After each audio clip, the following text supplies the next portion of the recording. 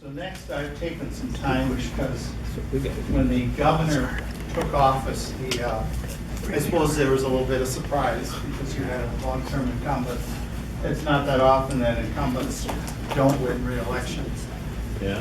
So he appointed the Secretary of Transportation from TDA, which is a group that WisARP is a member of. And but remember, the big members are the highway consortium, builders and users and truckers. So we had basically two get-togethers because they wanted a fast turnaround before he put his budget together. And the first part of it was to look at the breadth of transportation, local, handicapped, rail, air, but heavily on highways.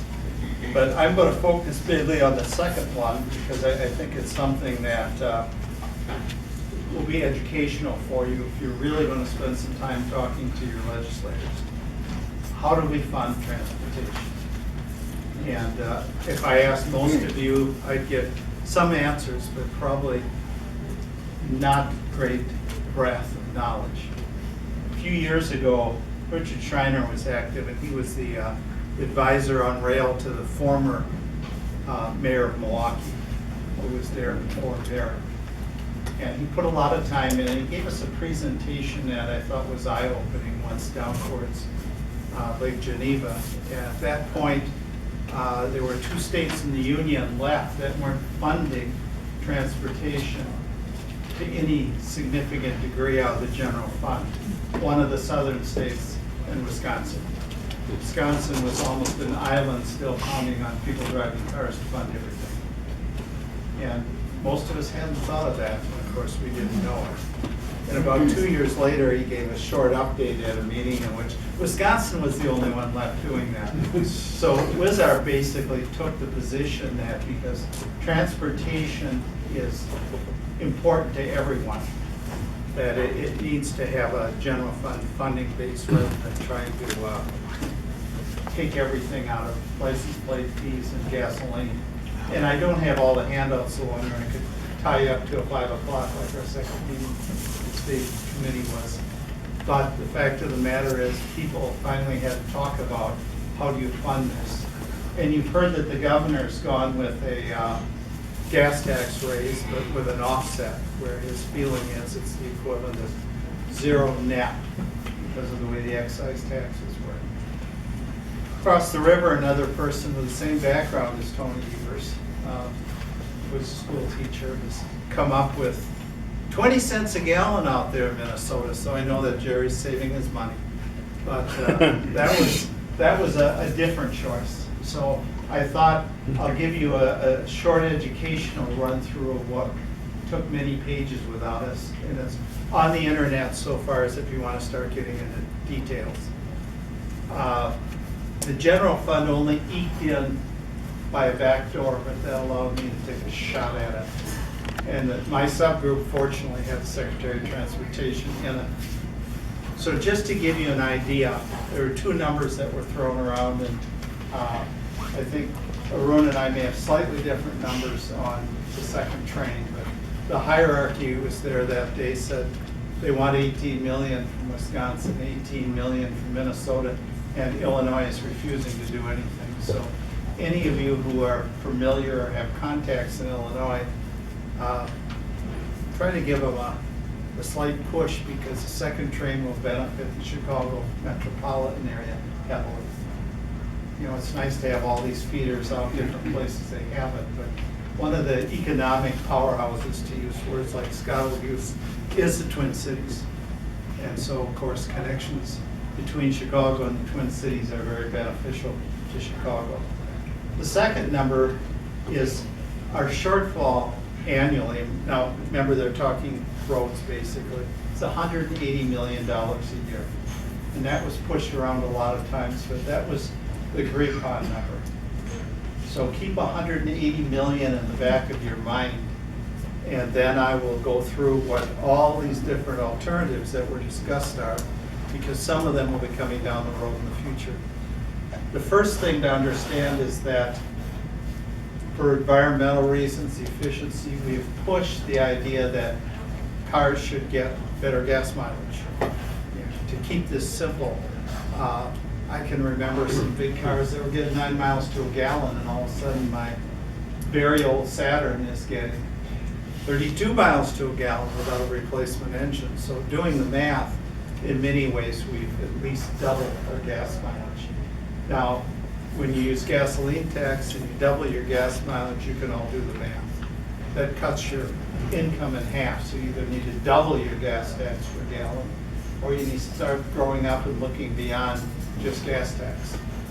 Now you have a real issue that got quite political, and there was no resolution. Fully electric cars are being allowed to drive for nothing, except for the license plate. And I work for a utility, and of course I'm definitely in favor of using off-peak generation to charge battery-starred electric cars, or as one of you from Milwaukee was pointing out during the break, the trolley basically has a battery backup in case they lose power when they're on the bridge. So that's going to be what's going to happen with a lot of our motor vehicles. We're going to go electric. We're going to try to use off-peak electricity, and that will reduce air emissions for what are known as greenhouse gases, which you have the carbon emissions, but you also have methane, which is about 20 times as worse. So these are some of the things that were discussed, and I'm not an expert on each, but most of them are self-explanatory. And you saw what the governor has taken as his initiative. Gas tax, 1 cent a gallon raises $33 million annually. Now that's at the current consumption level without continuing decreases, because cars get better mileage and because electric cars are, and multiple fuel cars are starting to slide in there. So in fact, if Governor Evers was doing his math right, which he was, 5 cents, which he's talking about, would in fact cover the 180 million. And remember, there are a lot of projects that some of us aren't particularly happy about that are included in that. About 2 years ago, we had a presentation from the group in Madison who said that if we would stop some of our elaborate highway projects and spend our money on maintenance, we already have enough. I brought that up too. Of course, certain groups like the road builders presently were thrilled with that one. But if you forget that, you just have that 1 cent a gallon at 33 million, and 5 cents a gallon, you about cover the 180. And just to give you an example, in our area in La Crosse, the desire but not the need to rebuild Interstate exit number 3 just cost $53 million for one little road intersection. It cost one life to work truck. The guy was under the influence, drove over a car, crushed it, killed the driver. So there's always an impact on unnecessary things. A traffic circle in downtown La Crosse, 2.3 million, plus 6 properties taken off the tax rolls. So part of the thing to learn, I think, as an advocate for rail is part of the pressure to not have money for rails has been the continued shortfall on highways. I drive a lot, but where we're spending the money we already have on highways needs a rather heavy reassessment. And certainly the elimination of a lot of projects, because vehicle miles are not really going up. So do you really need to keep expanding that capacity, or are you better off patching potholes? Sales tax on gas, that would put you 5% on there. Because right now you pay a large tax on gasoline as a user fee, but it's not on top of that sales tax. That's 475 million a year, which is multiples of the 180 million you were short. But of course, then that raises every time inflation comes, or right now, they've raised the price of gas in about the last 6 weeks arbitrarily, about 50 cents a gallon. So your income would go up with that, but then of course when gas comes down, your income would go down. Excise indexing, which the governor's looking at, 55 million a year. The next thing was the wholesale tax, and that was putting a tax on gasoline at the point of origin rather than you're purchasing it. And roughly 4 cents a gallon brings in $215 million a year.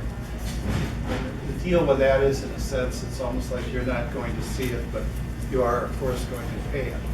But that alone is more than enough to cover this perpetual shortfall.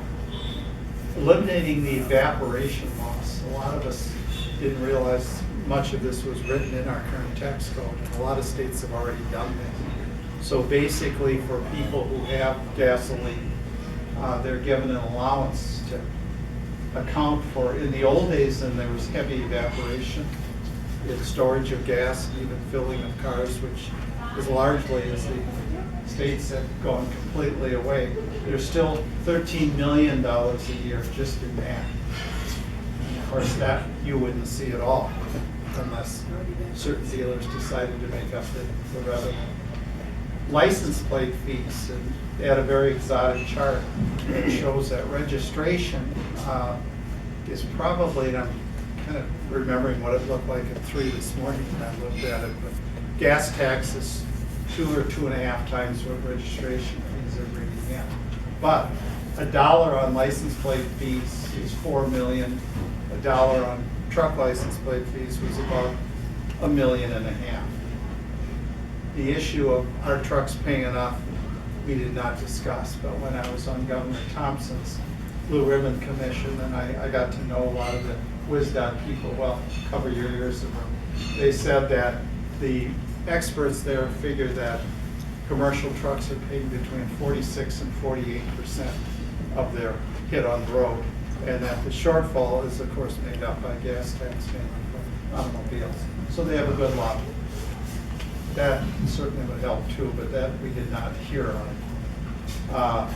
Plate fees on vehicle value. We have a Minnesotan here. You pay based on your vehicle value.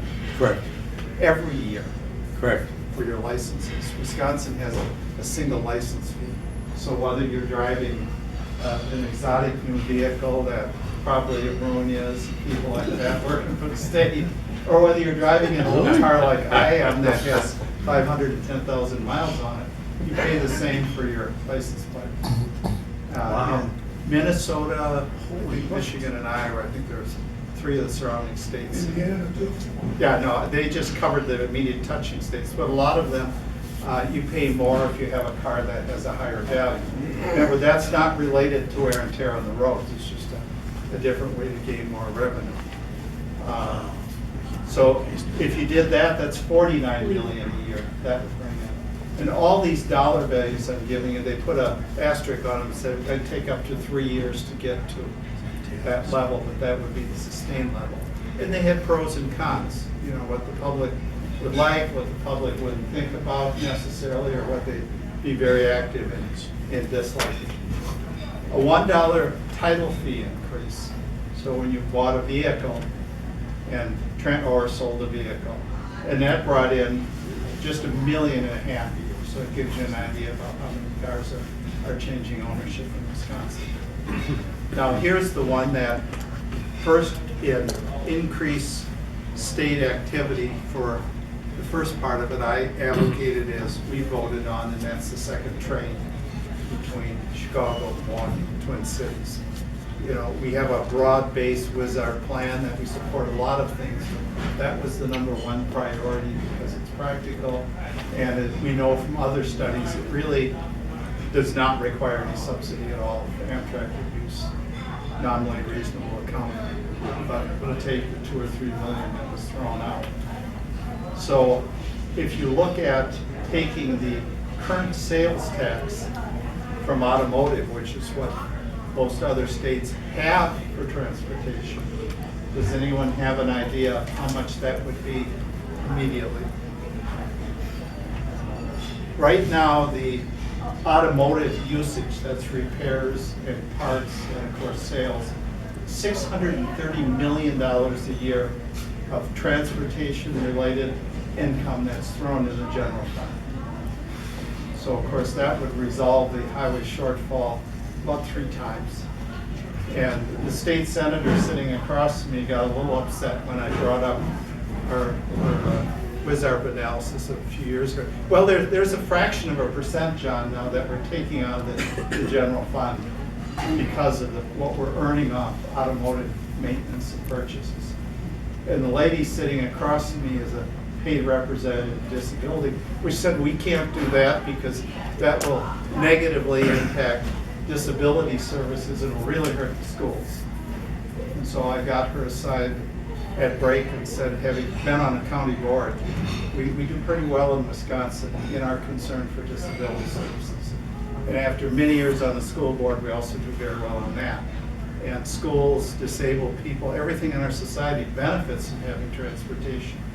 So you can't really use a rationale that all this income from automotive, truck sales, parts, repairs needs to stay in the general fund, and we need to keep raising just user fees to make up for it.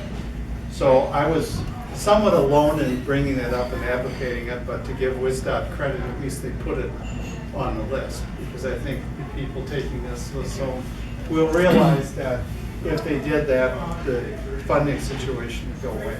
But then they'd have to raise income or sales taxes to cover other services that are drawing on the general fund. Trade-in exemption.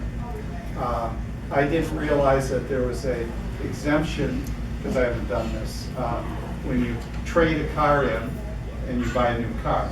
So apparently that's relating strictly to you're not paying a sales tax when you're selling the car to the dealer. You are paying a sales tax on the new car, or the new or used car you buy.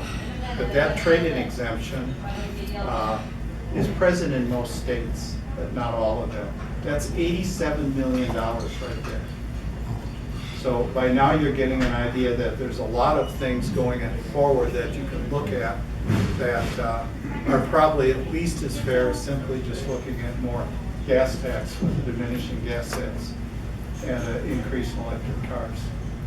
Then one that got a lot of discussion is mileage-based tax, and that's to bill you annually on how much you drive. And of course, that had a long list of negatives because of how you would try to get that information from people, because it had to be self-generated and it was pretty complex. At 1 cent a mile, it came out to $325 million. And then the one that they wouldn't put a value on, but surprisingly in the eastern part of the state, and I should say Milwaukee itself, toll roads. And one person, well, several of them, suggested that the corridor from Milwaukee to Chicago be made self-sustaining. So instead of trying to take from the state fund and not money sufficient to maintain it, they would set variable tolls on it. People would have these little things, you know, that go in your window that read your travel, and you get a bill monthly for using that road. Of course, that would go out to commuters. So the point is, some of these had pros and cons. Some of them exempted out-of-state people. So of course, gas tax would be paid by everyone who drove through Wisconsin, whereas raising a license fee wouldn't put any of that on people who aren't Wisconsin residents, because they weren't buying Wisconsin licenses. So I wanted to go through this in enough detail today so you understood what's ahead of us. We're asking to spend some money that hasn't been spent before. And one thing I learned with both school board and county board is you immediately gore someone's ox whenever you change, because the assumption is that everything that's being done is the highest priority. When you add something new, you better find a way to make the pond bigger, so you're not taking away from that. So if you keep that in the back of your mind and you look at these numbers, and they're available on their website under the stakeholder task force, you understand what Wisconsin's going to have to look at. And you understand when you're talking to these legislators what the background is, because this is what they're going to do. So you go in and you say, we would like you to support 49 or 45 million in bonding. You all know that bonds have to be paid back. That's been the debate about the last 2 or 3 years of state highway funding, that the governor was using too many bonds.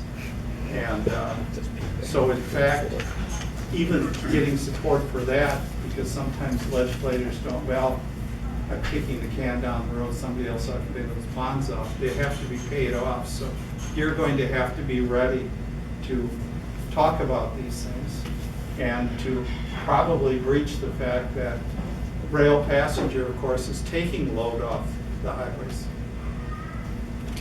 Rail passenger is quite an environmental impact in a positive way over that many more cars.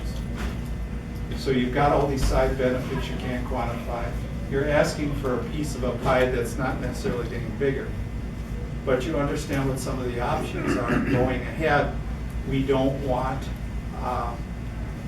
rail passenger tied to some sort of single force funding. Once someone suggested, well, let's put a penny a gallon on gas tax and devote it to rail.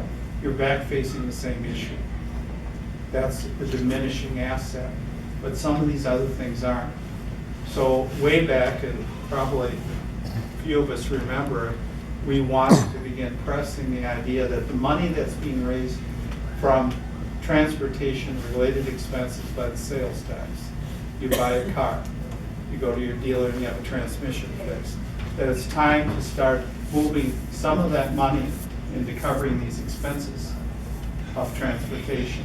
And that's highway, that's rail, that's dedicated bus service, like in rural communities where I live, is subsidized by the state.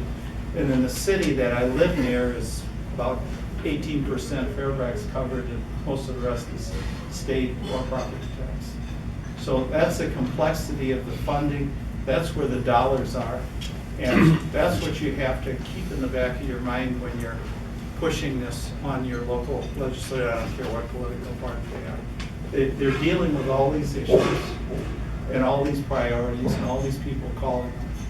So you're asking for something that, and I do have to agree with our Amtrak man, it's a lot easier to sell a capital than it is a perpetual operating subsidy. So be ready for that. I know being on the school board, it was a lot easier to pass a referendum to build an elementary school than it was to simply raise how much is being spent every year, which kept having to renew every year. So think of that what they're talking about is this bonding authority for capital investment that will get us second train a day and some additional Hiawatha service. And capital investments generally aren't self-repeating. So that's better than if you were going in, and if you think back openly on this, forget political parties, one of the things that was used to shoot the $800 million down was when Amtrak came up with that annual subsidy. And some of us didn't believe their numbers, but once it's out there, you can use that in soundbite. Oh, you're going to be paying for that every year. So questions on any of this or any suggestions on a legislative? Now, did I read this right? The governor's idea of increasing the gasoline tax was coupled with repealing the minimum markup law on gasoline, which would more than offset the gas tax increase That's for their consumers. calculation, yeah. As opposed to the guy across the river who's got a straight 20 cents a gallon. I don't think it'll make it. You get to a situation, Ever's a little more sensitive to politics, I think, and he's not trying such a simplistic fix. But that being the case, you have a legislature that's of the other political party that may want to oppose them to make a point of things. So I think he was careful to approach this as, if you followed this campaign, the last couple of weeks he went from what he originally said to basically no new taxes like his predecessor. And so he's got his departments working, trying to make sure we keep things moving. But we're not coming in and saying, hey, I think we're raising the taxes way up, or slap another % on sales tax, or let's put 25 cents a gallon on gasoline. John, I wanted to say one of the points you made is right on. In Minnesota, we had what was called the Legacy Amendment.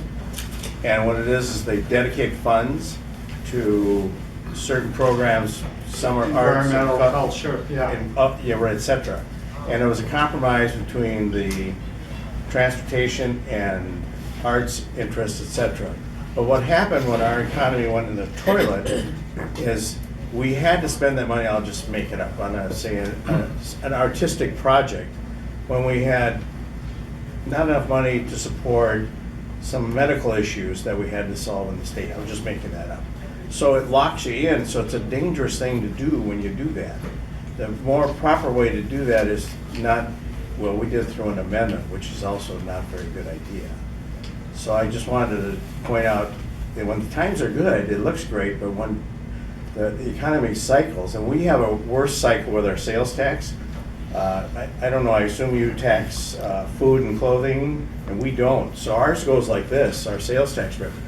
It's up and down, up and down. So every other year they're talking about what to do with the surplus. Well, it's only gonna be there for a year, and then it's gonna be down. So it's a bizarre conversation. But you, I think in Wisconsin, you tax food and clothing, right? No, we don't tax Tax clothing. clothing Prepared and food, restaurant but food. not raw food. Yeah. So your Okay. groceries aren't, but today we paid sales tax essentially if you're an individual walking in this restaurant. Okay. So again, part of the point Yeah, I he's see your making point. is a good one, is if you pin yourself to something and you're forever pinned for it, you might get surprises. So at some That's right. point, transportation needs to be part of the real general fund in Wisconsin, because speaking as a former school board member and a former county board member, it's just as important as any of these other expenses we're doing. Because I'm a big believer in education, but if you don't have an infrastructure, you won't have jobs, so you won't need to educate people. No, I just thought I'd let you know. David Steffen from Green Bay, who is closer to the slash and burn wing of the Republican Party than the Mitt Romney wing, actually has come out in public in favour of the 8-cent gasoline tax, which I thought was interesting in the sense that it may be indicative of the way that this wing of the Republican Party are going. And again, the politicians will always look at people reaction in their constituency. So if we get through this year at state level, and we get the, as you said, the continuing appropriation, which was in there with the previous administration to keep the Hiawatha's running, you focus on making sure that this bonding authority, being ready to answer the question, yes, bonds have to be paid back, that will get the second trade started. And we'll get the Hiawatha upgrade done. Then you work regularly to make sure what we used to tell people in Thompson is that use it or lose it. So I once said I thought that the Hiawatha would hit $1 million a year, and everybody laughed. But we're there almost. So I think if we have it, and what he emphasized, that's very heavily user supported. And that's important too, and I think what your National Amtrak man said, that it's a lot easier to get capital out of Congress than it is annual option. And the other thing not to forget, we want to make sure that Congress keeps the long distance trains, even though the proposed presidential budget doesn't. So any other questions on Wisconsin? So the $45 million figure that you gave at the beginning of today, that says is enough to take care of the second train and the entry? The steps that we're going through. Now, that doesn't include or it does, the 18 million the railroads show. You know, the capital upgrades divided between 2 or 3 states. Which number? All right, the 45 million in bonding. We were told that each of the 2 states so far needs to look at $18 million towards capital, whether you're flowing through federal funds or using state funds. The 18 would be in the 45, right? Yeah, the 18, I have no idea where that. You'll have to talk to your hierarchy coming next week.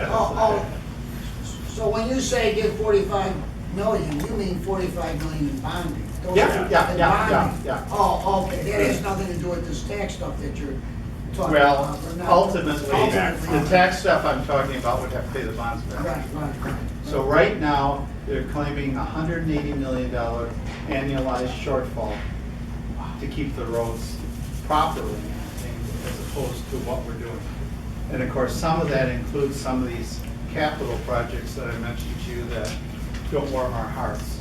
It's a question of, can we start shutting some of that down, putting more in our money in maintenance? But the idea is to, and this isn't a Democratic or Republican thing, the governor was careful, in my opinion. And he didn't run in there and say, I'm going to make a radical turnaround. So he's trying to honor this concept that he's not going to raise a lot of taxes. So he's got a modest by some people's view, raising gasoline tax with the offset we talked about. And he's got this bonding issue directed towards these two projects. So if we can get that through and we can work on our members of Congress to make sure that long distance trains don't suddenly get struck, then you've accomplished a great thing. And a lot of the stuff done in Wisconsin was only done because of a few people like you. When Thompson got thrown on the Amtrak board of directors, did nothing about it. So some of us got called down there in a bipartisan way, ran an educational session, came back from the first board meeting and said, why are we subsidizing the Northeast Corridor so heavily? Those states have so much higher in income than Wisconsin and Minnesota. I just maybe add a comment, John, to what you're talking about too. And this is part of a larger debate in Wisconsin over the future of transportation funding. And it's been going on a while, even in the last budget. It was the last thing to be decided, and they were 3 months late getting the budget done. Because even with the Republicans controlling everything, they couldn't agree on this. And part of it was the governor was adamantly opposed to any tax increase whatsoever for anything, including transportation. So with the change in governor, it does set the stage for, I think transportation will be the only tax that could possibly go up this year. We're not going to see income taxes go up anything. Part of the concern is we've gone from having about 10% of our transportation budget going to debt service because they continued to spend over the last several years without increasing the taxes to cover the spending, so debt went up. And now we're spending 20% or more of our transportation funds on debt. So Governor Evers' budget reduces actually the total bonding for transportation and then increases revenue by about $600 million, I think, over the plan. So there's a lot of support for that on both parties. It's still going to be hard to get through the Senate because there's a Republican faction in the Senate. It's a minority of the Republicans, but enough to trip things up that don't want to increase gas taxes. And it points out again, the importance of long-term, let's look at a way to ensure that passenger rail and transportation in general starts to be thought of as a part of the Wisconsin state budget. Absolutely. So Not something probably you can throw out there for a user tax. accomplishing the larger long-term funding question, if that fails, this may lose out in the wash. It won't fail because of this. So, and what that looks like after the joint finance and Republicans get done with it is anybody's guess. But there, as one of the gentlemen mentioned, there's actually a fair amount of Republican support even for parts of Evers' proposal on transportation. And not on remember ours. what was said too, that finance committee hearings could occur within 2 to 3 weeks, starting on whatever the Republican version of the budget is. So you need to make your phone calls and send Those your letters are now. Those have been scheduled. Okay. They started. Yeah. Okay.